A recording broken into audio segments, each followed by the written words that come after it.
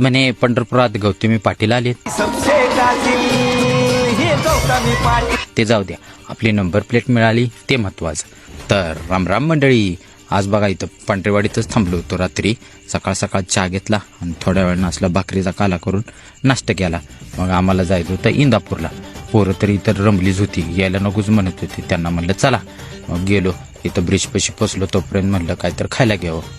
कडलिंगडं घेतली 2, मस्त होती. मग तिथं पोचल्या मागच्या वेळेस मी बघितलं इथं खाणी हिरी होत्या, तर पाणी साठवलं होतं. 1 नंबर लोकेशन होतं. म्हणलं आज भेट द्यायचीच. मग गेलो. खाली जाताना इथं पाण्याचा आवाज एकदम मस्त येत होता. 2 सेपरेट विहिरी होत्या. इथं मागच्या वेळेस खाणी खाल्ल्या होत्या ना, त्याचंच तिथं आता त्यांनी पाणी साठवून विहीर केली. तर मासे वगैरे पण आहेत, मला काही दिसलं नाही. नंतर म्हणलं खाली जाऊन बघावं तर कसली विहीर. 1 नंबर होती. मोठी लाट हिरवत पाणी होतं 1 नंबर. हे इथं शेतीसाठी वापरतात, केळ्याची वगैरे शेती यांची.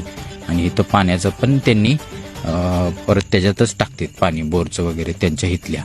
मग तिथं गेलो, केळीच्या बागेत गेलो. 1 नंबर होती. आणि ही लाल कसली फळं आहे ती तुम्ही कमेंट करून सांगा.